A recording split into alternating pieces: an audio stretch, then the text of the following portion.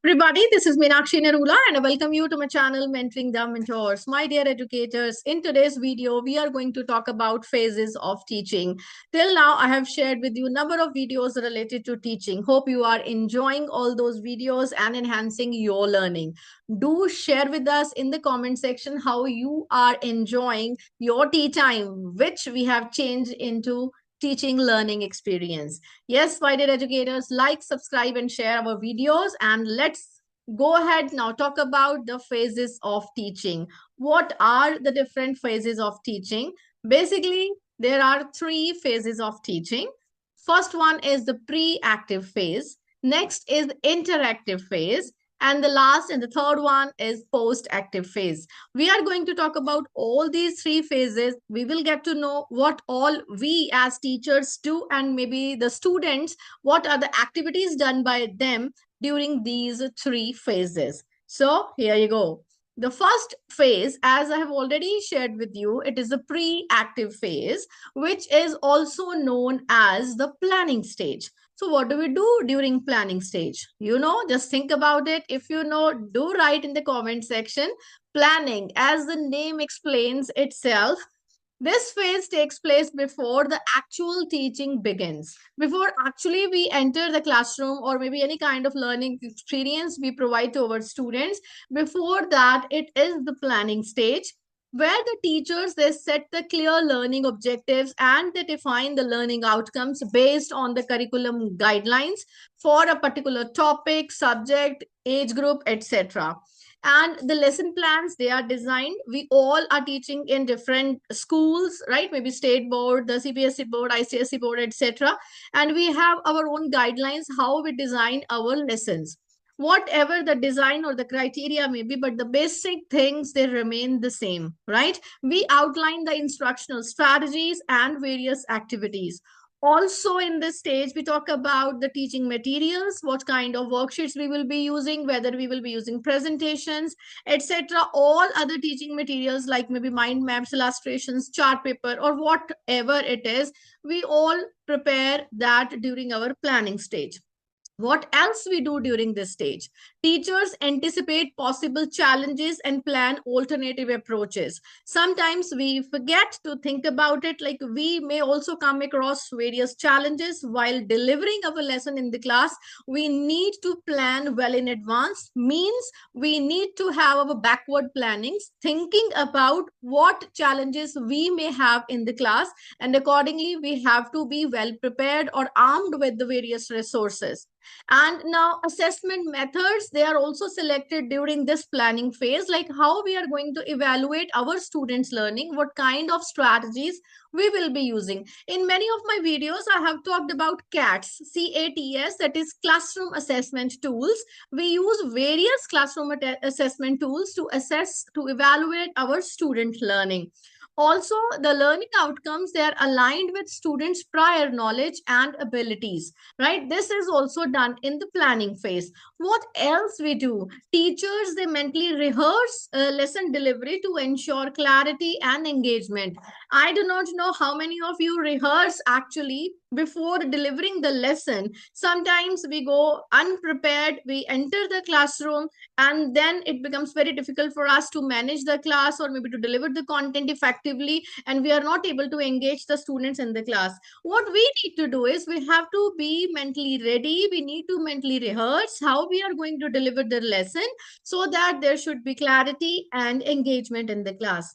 Now, my dear educators, let's talk about the main part. What else is there in this pre-active stage? The goal of this phase is to ensure a structured and effective learning experience, right? We create a clear structure, how one by one we will be moving from one step to another, right? We create a kind of flow chart, right? So that we will be able to provide effective learning experience to our students. Now, my dear educators, the second stage, which is the interactive, or maybe we also talk about execution stage. Planning is done. Now come to execution. What is done in this stage? This is the phase where actual teaching and student interaction occur. When actually the teacher enters the class and even engages the students in different kinds of activities or strategies, actually the content delivery happens.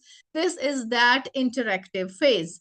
Teacher introduces the concepts using various innovative teaching methods. Now, what are those innovative teaching methods? We have been talking about them in our different videos, like maybe it's arts integration, experiential learning, project method, inquiry-based learning, cooperative learning, collaborative learning strategies, and many more. It can be as per the topic chosen by you, as per the age group, or maybe your subject. Students, they actively participate in the activities, in the, even maybe they get inquisitive, they ask questions and they share ideas.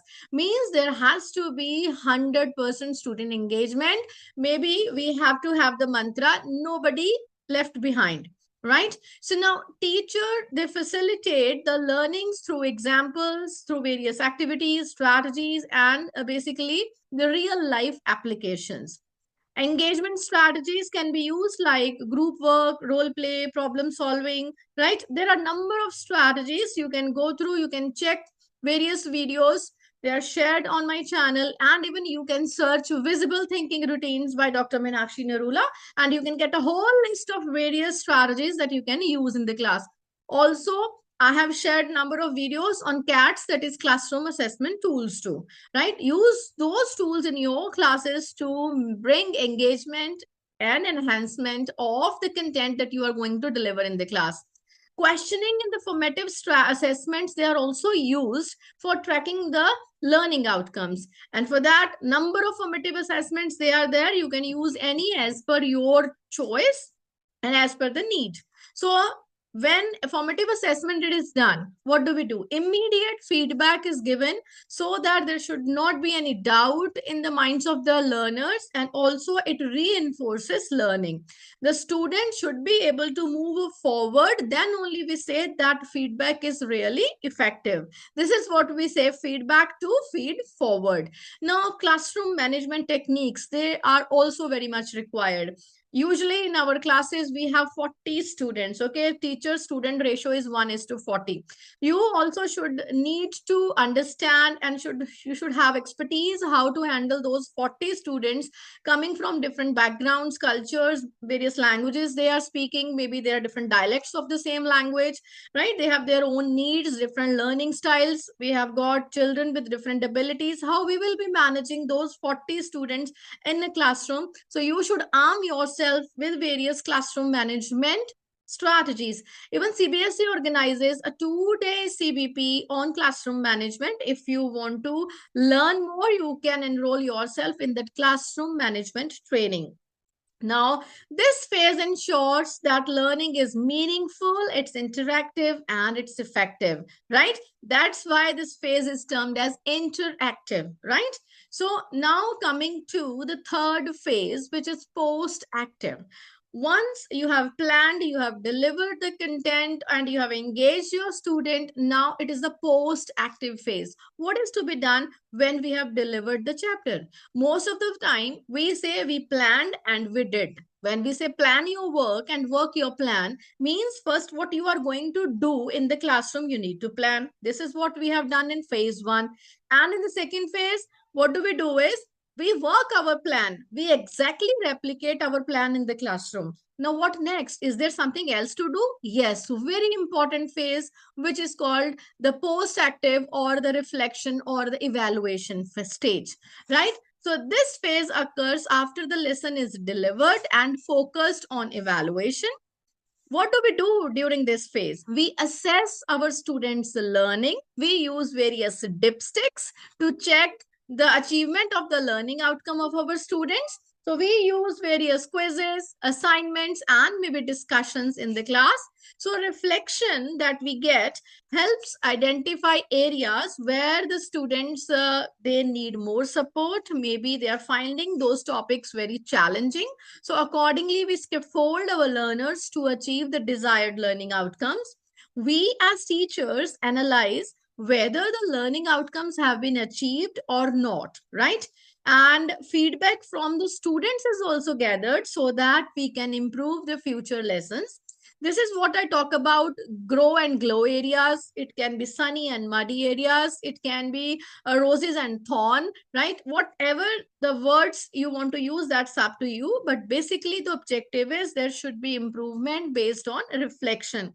So self-assessment helps teachers refine their teaching and other methodologies or different strategies, the TLMs, whatever we use.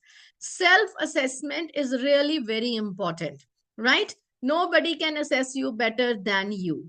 Reports and grades, they are also recorded to track the student progress over time, maybe through data handling, through charts, through pie charts, through bar graphs, right? Or maybe some checklists, the observation, anecdotal records, whatever you want to maintain, so that you will be able to track student progress. Means you should have a student progress tracker, whether it is offline, online, manual, howsoever you want to do as per the resources available with you.